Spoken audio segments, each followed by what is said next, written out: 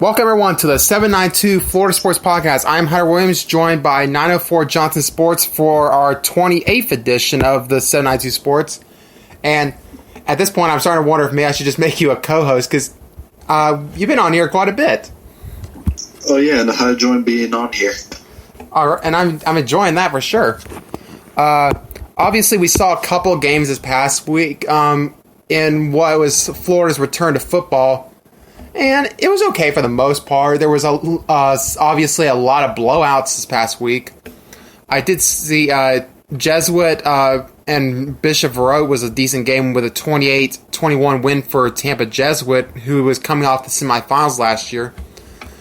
We saw Santa Fe get practically destroyed by Sewanee. And honestly, I thought Sewanee was at best maybe a 500 team, so I gotta wonder just how bad of shape that Santa Fe is. Obviously, their coach left to coach at Gainesville, which I saw their schedule yesterday. It looked pretty good. Yeah, they do have an interesting schedule. And honestly, I wasn't expecting Sewanee to be Santa Fe that bad either.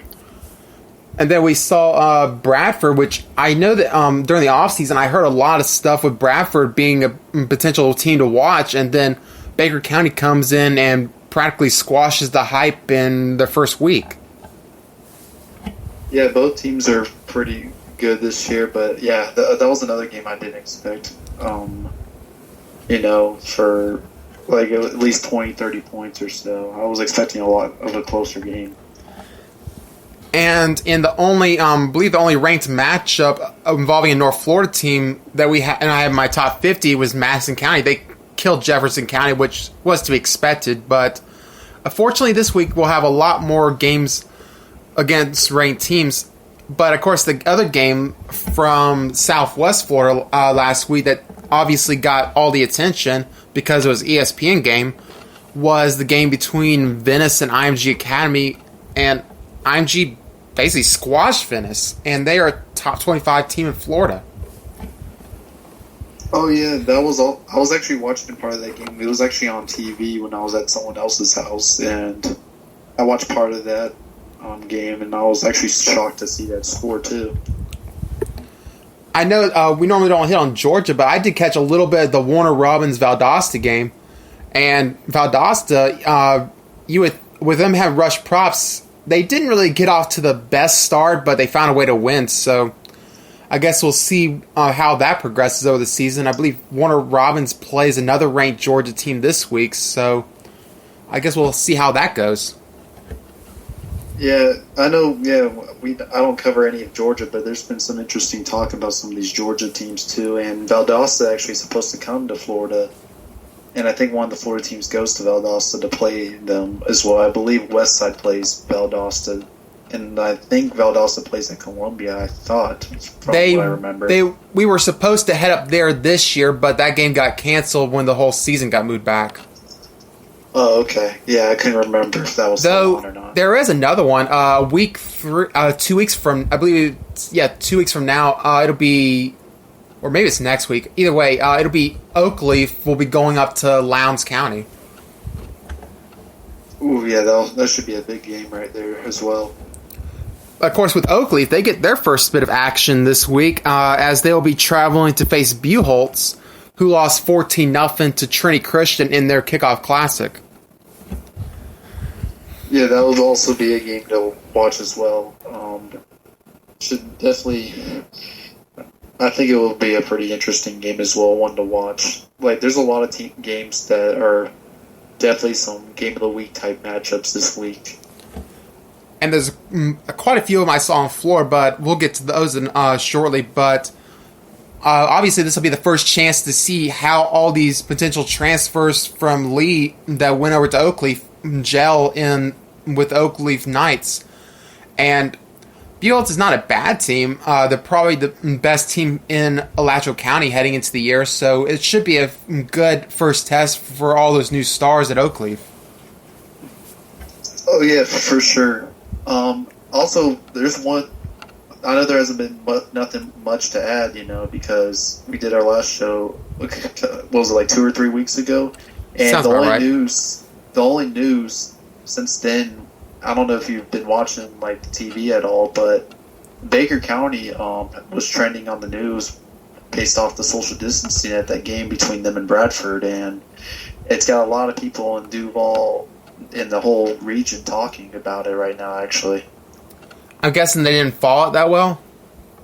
well, from it looked like the stands were pretty packed though, but people were wearing masks and stuff. And so far, I haven't heard anything about any cases from any of those people that attended the game. But it's caused concerns and also heated arguments between people who disagree, with the whole social distancing thing. And it seems like it's been pretty heated the last couple of days. But I mean, as long as no one ends up being sick, then there shouldn't be any issues. But I don't think their stadium's that big enough, to No, I think it's like hold 3,500. these people. Yeah, I think it's right around there, but it's a rivalry game, so it's expected to be packed. But maybe any other game this season where it's not as like a huge game, I mean, maybe it will be, will be more social distancing and less people there.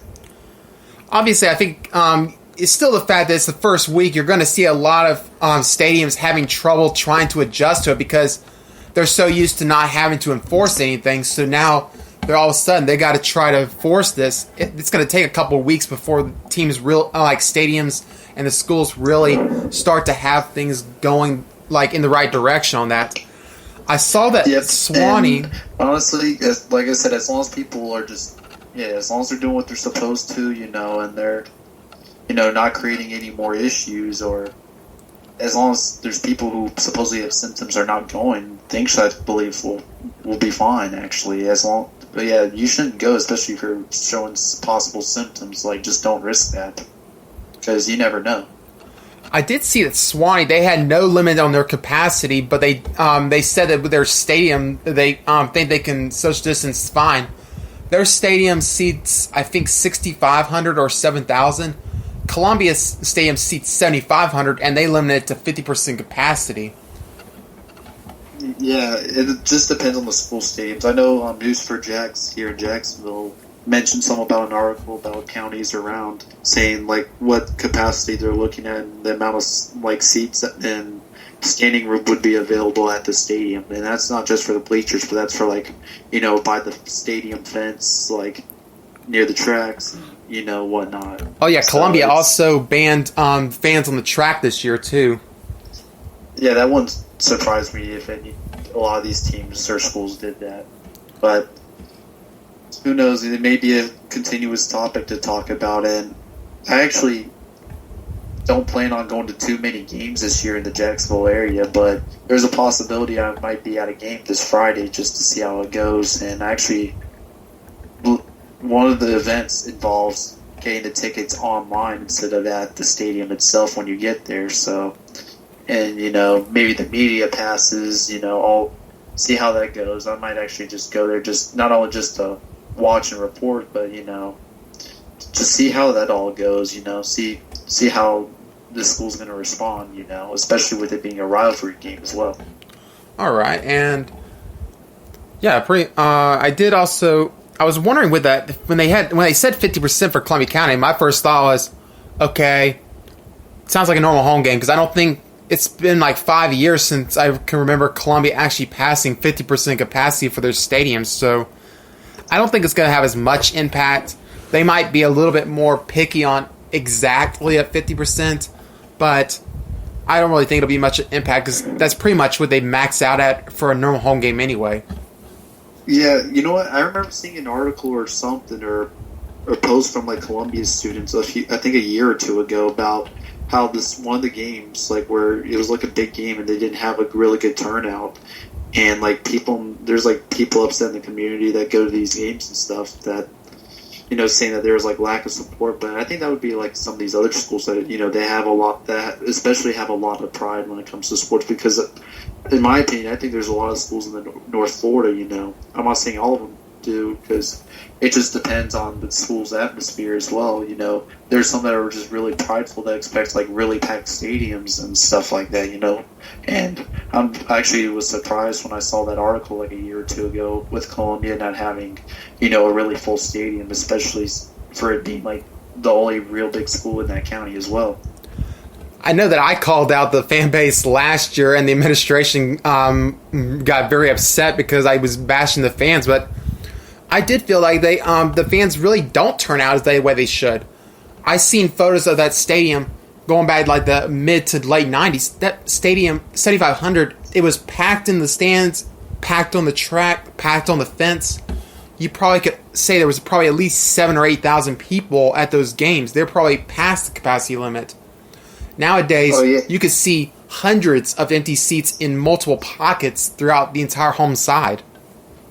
Oh yeah, and there's been many stadiums I've been to here in the Jacksonville, St. John's, Clay County, around there, and there's been schools where they may not have the biggest stadiums, but they'll have a huge crowd as well. Just because, there's just so much pride there, and the community will support it as well. And it's not just students there, but it's coming from alumni and people who live in the area as well, even parents. For sure.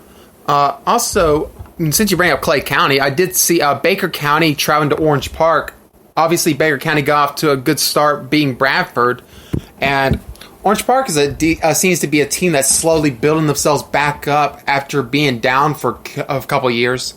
So this should be an interesting matchup, and I do like the Orange Park Stadium was not the biggest, so it'll be interesting to see just how they manage that. Yeah, that should definitely be an interesting game. I know we're getting now into like predictions on the games this week, so I'm going to actually call this a close one. I'm going to say Baker County will beat Orange Park by 3 points. Yeah, I think that's probably about right. I haven't really... It's hard to tell with Orange Park just because they haven't played yet, but Baker County has, which really kind of does give them a bit of an advantage. Because of that, I do think it'll probably be a Baker County win. I would say 7-10. But I don't know. I feel like if Orange Park had gotten a chance to play last week, I think that score you said probably would be closer to my prediction as well. Oh, yeah. It should be an interesting game, and I didn't have them on my game of the week for the region because there's a bunch of good ones, and that's definitely one game to watch as well. Also, we mentioned Santa Fe and Gainesville earlier. I see that they're playing this week. Gainesville should probably be able to win that one relatively easy, especially after what Swanee did. But I did see next week Gainesville will host Sanford Seminole, who I had ranked in the top 50 for Florida, so that would be a game definitely to watch for next week. Yeah, I'm going to go with Gainesville by 14 for their game against Santa Fe. Yeah, I would say by at least 14. After last week, I'm thinking maybe Gainesville by 17 or 21 in this one. I really was kind of stunned by Santa Fe's performance in that game, and the fact that they have Santa Fe's coach from last year now coaching at Gainesville. I feel like that he's going to know that team up and down. I could see them rolling away past Santa Fe in this one. Yeah. I know we got plenty of more games to talk about for predictions. I'm going to bring one up just to continue. I didn't have them in my game of the week, which I should have, but it's a big one usually in Jacksonville. I don't remember who's the whole home team, but Bulls and Trinity Christian play this week, and this one's going to be a really close one. It's probably going to be a very aggressive game because both teams are really good. I'm actually going to predict Bulls wins by 7 up for this one. The game's at Trinity Christian, and one thing I did see when I went there the last 2 times, that place is tough to play. I feel like Trinity, they're just loaded as it is. I know that Bulls does have some talent coming back, and people have them a bit higher, in my opinion, than they probably should because of how they performed at States last year. But I can't help but remember what happened the last 2 times Trinity played Bulls. And Trinity's this past decade, they have really surpassed Bulls as the top private in Duval County. I'm going to take Trinity Christian by 10 in this one, in what's probably the game of the week up in Northeast Florida. Okay. Who else do we got on our list?